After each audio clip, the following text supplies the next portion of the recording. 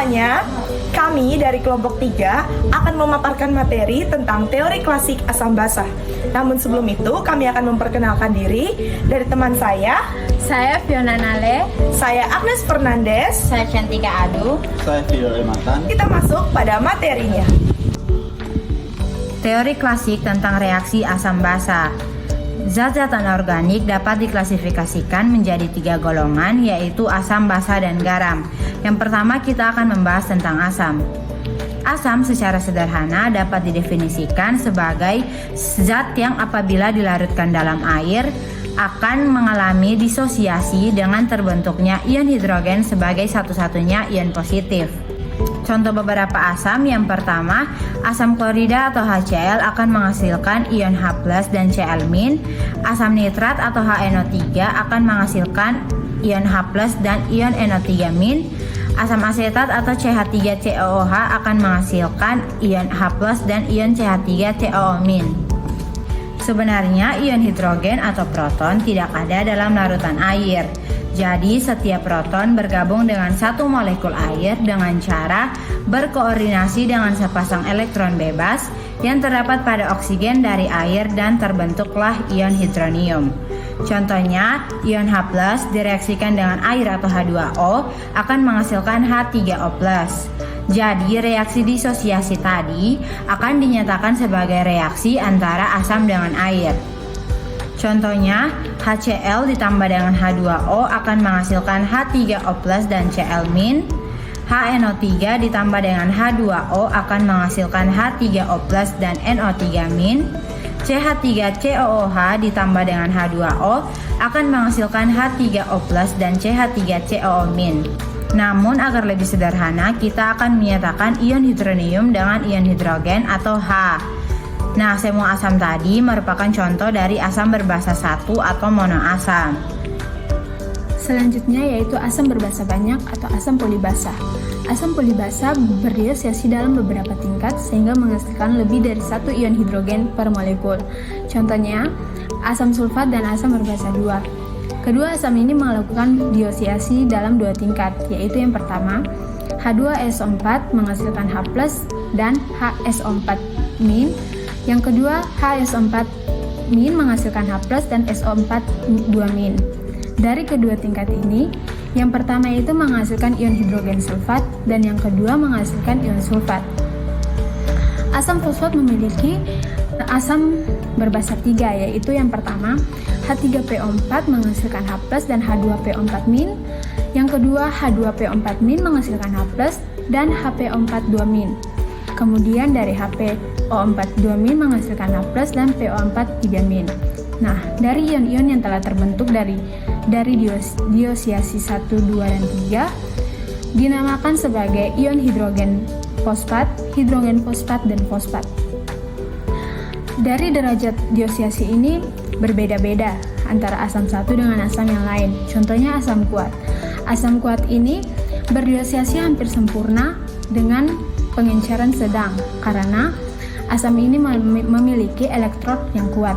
Yang kedua ada asam lemah yang berdisosiasi sedikit pada konsentrasi sedang karena asam ini memiliki elektrod yang lemah.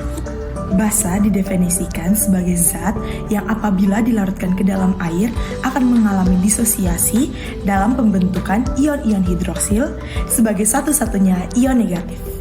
Hidroksida logam laut seperti natrium hidroksida atau kalium hidroksida berdisosiasi hampir sempurna berdisosiasi dalam larutan encer.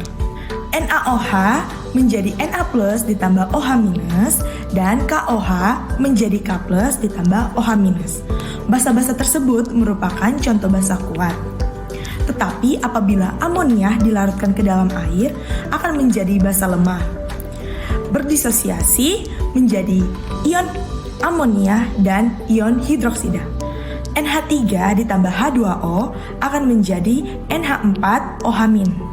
Tetapi akan lebih tepatnya jika NH3 ditambah H2O akan menjadi NH4+ ditambah OH-. Natrium hidroksida dan kalium hidroksida merupakan basa kuat dan termaksud ke dalam elektrolit kuat. Sedangkan amonium hidroksida merupakan basa lemah dan termasuk ke dalam elektrolit lemah. Selanjutnya, garam. Garam merupakan hasil dari reaksi asam dan basa. Nah, reaksi ini disebut dengan reaksi netralisasi.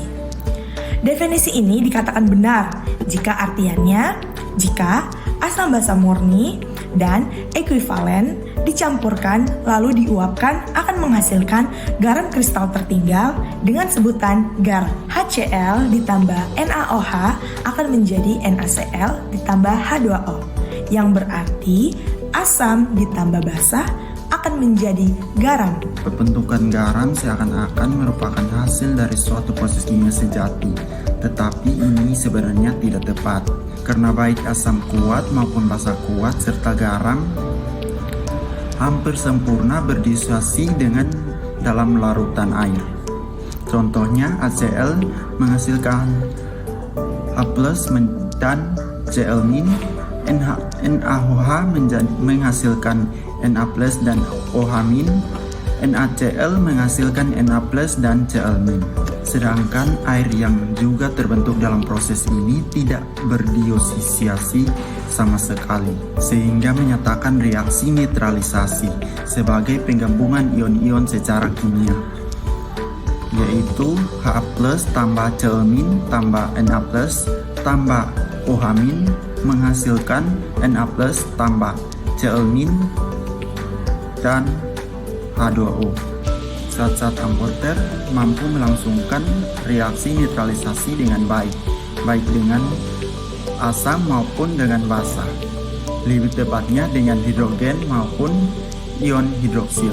Contoh reaksinya yaitu AlOH3 tambah H+ menghasilkan Al3+ tambah 3H2O. Dalam reaksi aluminium hidroksida bertindak sebagai basa. Reaksi berikutnya yaitu aluminium hidroksida bertindak sebagai asam, yaitu AlOH3 ditambah OH- menghasilkan konsentrasi AlOH4. Sekian video pemaparan materi kami tentang teori klasik asam basa. Semoga video kami bermanfaat. Sekian dan terima kasih.